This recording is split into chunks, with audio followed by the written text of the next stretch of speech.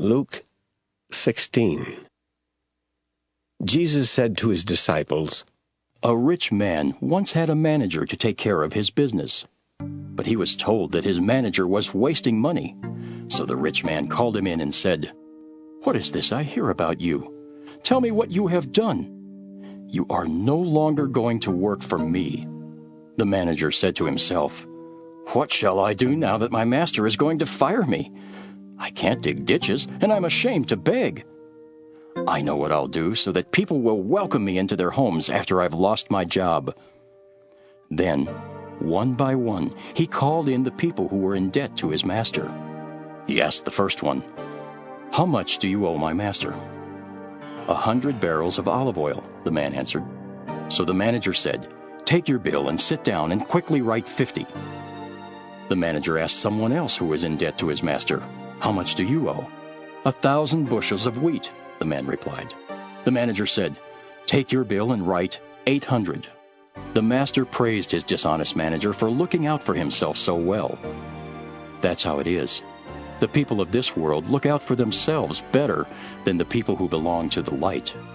My disciples, I tell you to use wicked wealth to make friends for yourselves.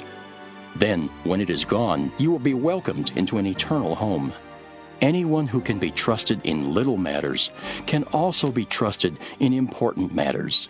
But anyone who is dishonest in little matters will be dishonest in important matters. If you cannot be trusted with this wicked wealth, who will trust you with true wealth?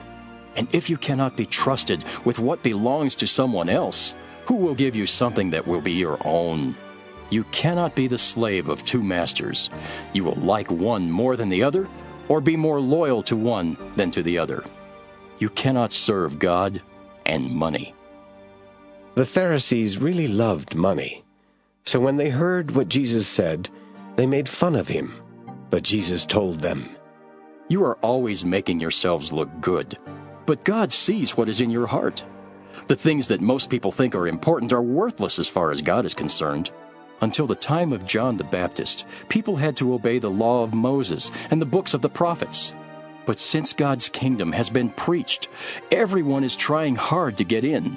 Heaven and earth will disappear before the smallest letter of the law does. It is a terrible sin for a man to divorce his wife and marry another woman. It is also a terrible sin for a man to marry a divorced woman. There was once a rich man who wore expensive clothes and every day ate the best food. But a poor beggar named Lazarus was brought to the gate of the rich man's house. He was happy just to eat the scraps that fell from the rich man's table. His body was covered with sores, and dogs kept coming up to lick them.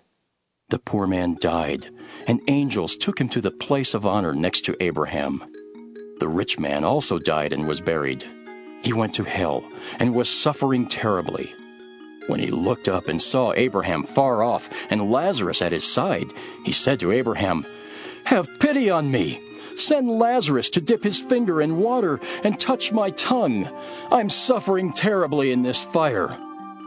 Abraham answered, My friend, remember that while you lived, you had everything good, and Lazarus had everything bad. Now he is happy and you are in pain. And besides, there is a deep ditch between us, and no one from either side can cross over. But the rich man said, Abraham, then please send Lazarus to my father's home. Let him warn my 5 brothers so they won't come to this horrible place. Abraham answered, Your brothers can read what Moses and the prophets wrote. They should pay attention to that. Then the rich man said, No, that's not enough. If only someone from the dead would go to them, they would listen and turn to God. So Abraham said, If they won't pay attention to Moses and the prophets, they won't listen even to someone who comes back from the dead.